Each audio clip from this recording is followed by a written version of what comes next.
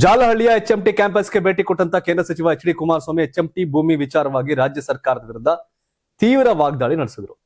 HMT ಜಮೀನನ್ನ ಇಂದಿನ ಮುಖ್ಯಮಂತ್ರಿ D K Shivakumar ಅವರು 2004ರಲ್ಲಿ ನಗರಾಭಿವೃದ್ಧಿ ಸಚಿವರಾಗಿದ್ದಾಗಲೇ ಮಾರಾಟ ಮಾಡಿದ್ದಾರೆ ಅಂತ ಹೆಸರು ಹೇಳದೆ ಆರೋಪ ಮಾಡಿದ್ರು. ಎಚ್ಎಂಟಿಗೆ ಹೊಸ ಕಾಯಕಲ್ಪ ನೀಡೋಕೆ ತಾವು ಮುಂದಾಗಿದ್ದು ರಾಜ್ಯ ಸರ್ಕಾರ ನಿರಂತರವಾಗಿ ಅಡ್ಡಿಪಡಿಸ್ತಾ ಇದೆ. ಅರಣ್ಯ ಭೂಮಿ ಎಂಬ ನೆಪದಲ್ಲಿ ಎಚ್ಎಂಟಿ ಜಮೀನಿನ ಮೇಲೆ ಕಣ್ಣಿಟ್ಟಿದ್ದೆ ಅಂತ ಆರೋಪ ಮಾಡಿದ್ರು.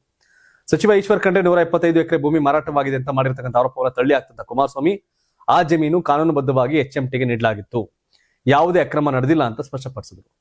ಕೋಲಾರದಲ್ಲಿ ಸಾವಿರಾರು ಎಕರೆ ಭೂಮಿ ಉಳಿಸಿದ್ದೇವೆ ಎನ್ನುವ ಸರ್ಕಾರದ ಹೇಳಿಕೆಯನ್ನು ಪ್ರಶ್ನೆ ಮಾಡಿದಂತ ಕುಮಾರಸ್ವಾಮಿ ಅವರು ಎಚ್ಎಂಟಿ ಭೂಮಿ ವಿಚಾರದಲ್ಲಿ ಅನಗತ್ಯ ವಿವಾದ ಸೃಷ್ಟಿ ಮಾಡಲಾಗ್ತಾ ಇದೆ ಅಂತ ಕಿಡಿಕಾರಿದರು. ಕುಮಾರಸ್ವಾಮಿ ಅವರು ಕಾವೇರಿ ವಿಚಾರದಲ್ಲಿ, ಬಿಡದಿ ವಿಚಾರದಲ್ಲಿ, ಎಚ್ಎಂಟಿ ಜಮೀನು ವಿಚಾರದಲ್ಲಿ ಎಲ್ಲ ಕಡೆ ಆಲ್ ಸೆಗ್ಮೆಂಟ್ ಫೈರ್ ಮಾಡ್ತಾರೆ ಕಾಂಗ್ರೆಸ್ಗೆ. ಬಟ್ ಬಿಜೆಪಿ ಅವ್ರು ಯಾಕೋ ಕಾಣ್ತಾ ಇಲ್ಲ.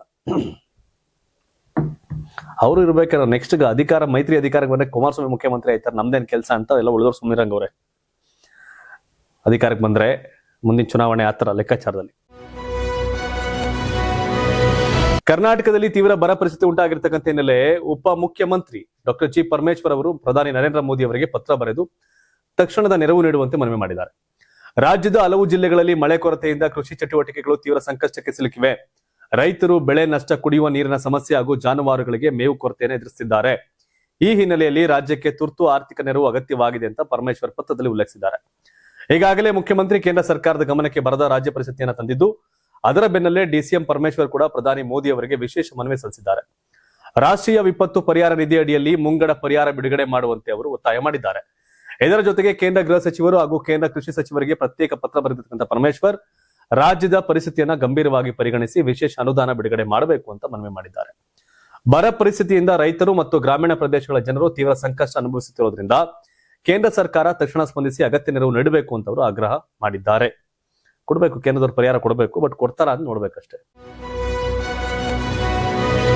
ಚಿತ್ರದುರ್ಗ ಜಿಲ್ಲೆಯ ಹಿರಿಯೂರು ವಿಧಾನಸಭಾ ಕ್ಷೇತ್ರದ ಉಪಚುನಾವಣೆಯನ್ನ ಕಾಂಗ್ರೆಸ್ ಪ್ರತಿಷ್ಠೆಯಾಗಿ ಕಣವಾಗಿ ಪರಿಗಣಿಸಿದ್ದು ಈಗಿನಿಂದಲೇ ಚುನಾವಣಾ ಸಿದ್ಧತೆಯನ್ನ ಚುರುಕುಗೊಳಿಸಿದೆ. ಕ್ಷೇತ್ರದಲ್ಲಿ ಪಕ್ಷದ ಸಂಘಟನೆಯನ್ನ ಮತ್ತಷ್ಟು ಬಲಪಡಿಸುವ ಉದ್ದೇಶದಿಂದ ಕೆಪಿಸಿಸಿ ಅಧ್ಯಕ್ಷ ಬಿಕೆ ಹರಿಪ್ರಸಾದ್ ಮಹತ್ವದ ನೇಮಕಾತಿಗಳನ್ನು ಮಾಡಿದ್ದಾರೆ. ಹಿರಿಯೂರು ಕ್ಷೇತ್ರ ವ್ಯಾಪ್ತಿಯ ಜಿಲ್ಲಾ ಪಂಚಾಯತ್ ಕ್ಷೇತ್ರಗಳು ಹಾಗೂ ನಗರಸಭೆ ವ್ಯಾಪ್ತಿಯ ಪ್ರತ್ಯೇಕವಾಗಿ ಏರಿಯಾ ಕಾಂಗ್ರೆಸ್ ಮುಖಂಡರನ್ನ ಉಸ್ತುವಾರಿಗಳಾಗಿ ನೇಮಿಸಿ ಆದೇಶವನ್ನು ಹೊರಡಿಸಲಾಗಿದೆ. ಮಾಜಿ ಸಚಿವ ಚಲರಾಯಸ್ವಾಮಿ, ಮಾಜಿ ಸಂಸದ ಬಿಎನ್ ಚಂದ್ರಪ್ಪ, ಮಾಜಿ ಸಚಿವ ಜಮೀರ್ ಅಹಮದ್ ಖಾನ್ ಹಾಗೂ ಶಾಸಕ ರಘುಟಿ ಅವರಿಗೆ ಪ್ರಮುಖ ಜವಾಬ್ದಾರಿ ನೀಡಲಾಗಿದೆ. ಮುಂಬರುವ ಉಪಚುನಾವಣೆಯಲ್ಲಿ ಕಾರ್ಯಕರ್ತರನ್ನ ಒಗ್ಗೂಡಿಸಿ ಬೂತ್ ಮಟ್ಟದಿಂದಲೇ ಪಕ್ಷವನ್ನು ಬಲಪಡಿಸುವುದು ಹಾಗೂ ಚುನಾವಣಾ ಪ್ರಚಾರವನ್ನು ಪರಿಣಾಮಕಾರಿಯಾಗಿ ನಡೆಸುವುದು ಈ ನೇಮಕಾತಿಯ ಪ್ರಮುಖ ಉದ್ದೇಶ ಆಗಿದೆ. ಉಪಚುನಾವಣೆ ಘೋಷಣೆಗೆ ಮುನ್ನವೇ ಕಾಂಗ್ರೆಸ್ ತನ್ನ ಚುನಾವಣಾ ರಣತಂತ್ರಕ್ಕೆ ಚಾಲನೆ ಕೊಟ್ಟಿದ್ದು, ಹಿರಿಯೂರು ಕ್ಷೇತ್ರದಲ್ಲಿ ಗೆಲುವು ಸಾಧಿಸಲು ಸಂಪೂರ್ಣ ಶಕ್ತಿ ಪ್ರದರ್ಶಿಸಲು ಸಜ್ಜಾಗಿದೆ.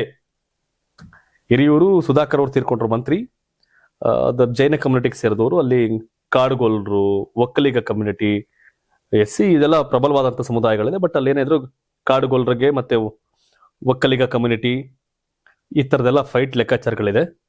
ಬಟ್ ಅಲ್ಲಿ ನೋಡ್ಬೇಕು, ಬೊಮ್ಮನಹಳ್ಳಿ ಬಾಬು, ಸುಧಾಕರ್ ಅವ್ರ ಮಗ ಸುಹಾಸು, ಮಾಜಿ MLA ಪೂರ್ಣಿಮಾ ಶ್ರೀನಿವಾಸು, ರಿಟೈರ್ಡ್ ಒಬ್ಬರು ಅಧಿಕಾರಿ, ಅಂಡ್ ಬೊಮ್ಮನಹಳ್ಳಿ ಬಾಬು, ಒಂದಷ್ಟು ಜನ ಬಿಜೆಪಿ ಸೇರಿದ ಕಾಡುಗೊಲ್ಲ ಕಮ್ಯುನಿಟಿ ಒಂದಷ್ಟು ಜನ ನಾಯಕರೆಲ್ಲ ಇದ್ದಾರೆ.